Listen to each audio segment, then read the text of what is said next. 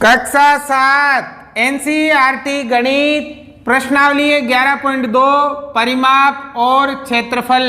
आज की क्लास में इस प्रश्नावली के सवाल नंबर 1 से शुरू करेंगे।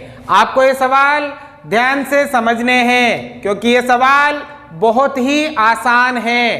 तो देखो सवाल नंबर 1, निम्न में प्रत्येक समांतर चतुर्भुज का क्षेत्रफल ज्ञात कीजिए।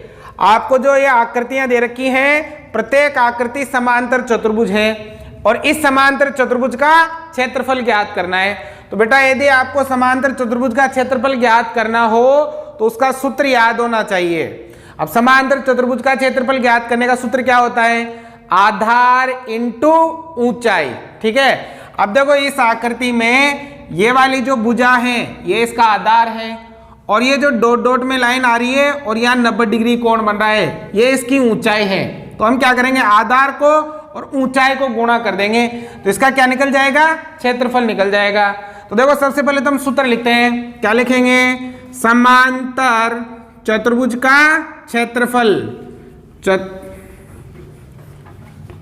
क्षेत्रफल ज्ञात करने का सूत्र क्या है बताओ?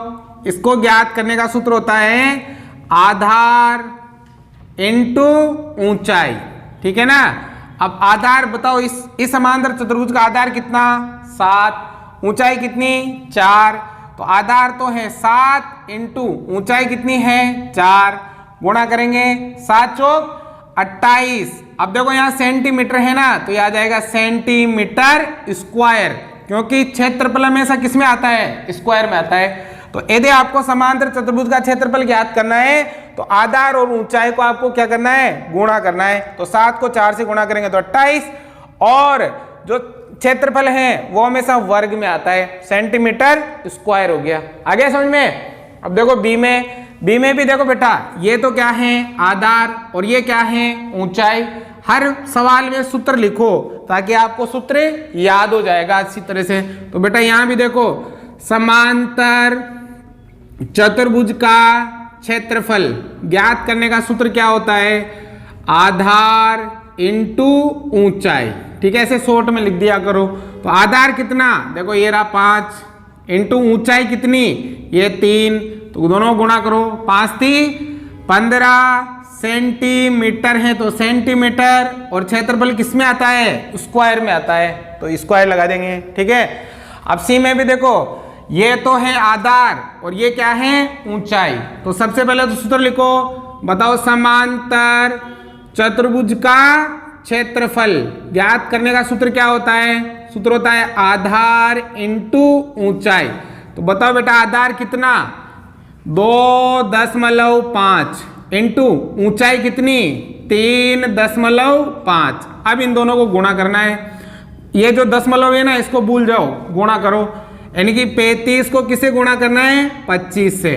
देखो 50 25 हासिल का 2, 5 दिया 15, 15 और 2 17 गुणा 5 दूनी 10 हासिल का 1, 2 दिया 6, 6 और 1 7। अब ये 5 7 में 0 जोड़ेंगे तो 7, 1 में 7 जोड़ा तो 8।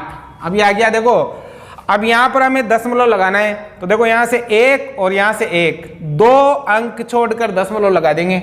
1 और 1 2, तो ये आ जाएगा। तो कितना आ जाएगा? 8.75 सेंटीमीटर स्क्वायर आ जाएगा। ठीक है। तो ये आ गया इस समांतर चतुर्भुज का क्षेत्रफल। ठीक है। अब देखो डी में, अब बेटा देखो यहां पर ये जो 90 डिग्री कोण बन रहा है इस लाइन पर बन रहा है। ठीक है। मतलब जो डॉट डॉट में लाइन आ रही है ना, वो तो है ऊंचाई और ये क्या है? इसका आधार है। ठीक है। आकृति कैसे भी हो, आपको अगर इस आकृति को मैं ऐसे घुमाऊं तो इन्हीं की तरह हो जाएगी ना। तो ये तो है आधार और ये क्या है? ऊंचाई। तो इसका क्षेत्रफल कैसे ज्ञात करेंगे?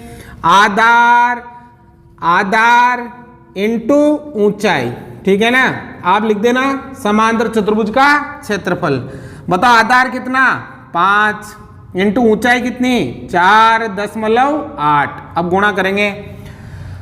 देखो 8 5 8 40 हासिल का 4, 5 चौका 20, 20 और 4 24। ठीक है। अब देखो 1 अंक छोड़कर दशमलव, ये 1 अंक छोड़कर दशमलव क्या है? सेंटीमीटर क्षेत्रफल किस में आता है? स्क्वायर में।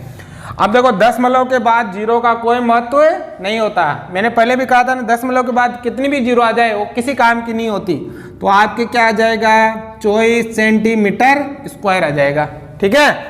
अब देखो यहाँ भी ये तो क्या है? आधार, और ये क्या है? ऊंचाई। तो यहाँ भी सेम ऐसा ही करना है। बताओ बेटा, समांतर चतुर्भुज का क्षेत्रफल ज्ञात करने का सूत्र क्या होता है?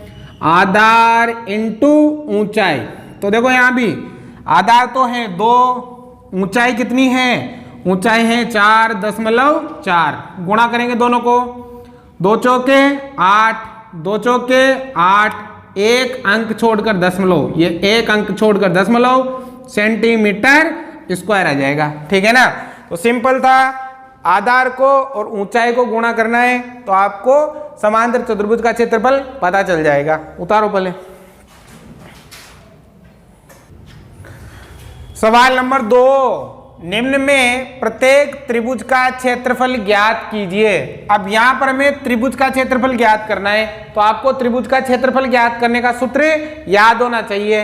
तो देखो सबसे पहले तो त्रिभुज का क्षेत्रफल ज्ञात करने का सूत्र क्या होता है? त्रिभुज का क्षेत्रफल, बेटा इसके लिए सूत्र होता है 1/2 इंटू आधार इंटू ऊंचाई, 1/2 आधार इंटू ऊंचाई। समांतर चतुर्भुज का क्या होता था? आधार इंटू ऊंचाई, उसमें 1/2 गुणा कर दो तो आपकी किसका सूत्र बन जाएगा? त्रिभुज का क्षेत्रफल ज्ञात करने का सूत्र बन जाएगा। ठीक है ना। अब देखो इस त्रिभुज में ये वाली जो लाइन है ये तो है आधार, और जो ये डॉट डॉट में आ रही है ना, ये 90 डिग्री का जहां कोण बन रहा है वो है आपके ऊंचाई। तो सूत्र में आपको आधार और ऊंचाई का मान रख के हल करना है, आसानी से त्रिभुज का क्षेत्रफल आपको प्राप्त हो जाएगा। कैसे? देखो ध्यान देना इधर, 1/2 इंटू, अब आधार कितना? 4 इंटू ऊंचाई कितनी? 3। ठीक है। अब इनको हल करेंगे। देखो 2 से कट रहा है ना, 4 काटेंगे, 2 का भाग इसमें 2 बार, 2 दूनी 4। अब 2 को किससे गुणा करेंगे? 3 से, और 3 को किससे गुणा करेंगे? 1 से। ठीक है ना। तो 2 तिया 6, 6 एकम 6, क्या है? Centimetre square. क्षेत्रफल हमेशा किस में आएगा? स्क्वायर में आएगा। तो बताओ इस त्रिभुज का क्षेत्रफल क्या हो गया? 6 सेंटीमीटर स्क्वायर हो गया। ठीक है। अब देखो बेटा यहाँ भी आपको त्रिभुज का क्षेत्रफल ज्ञात करना है। अब देखो इसमें जो ये डॉट डॉट वाली है और 90 डिग्री कोण बन रहा है, ये ऊंचाई है और ये क्या है? आधार है। ठीक है। तो यहाँ भी हम लगाएंगे त्रिभुज का क्षेत्रफल ज्ञात करने का सूत्र। बताओ क्या होता है?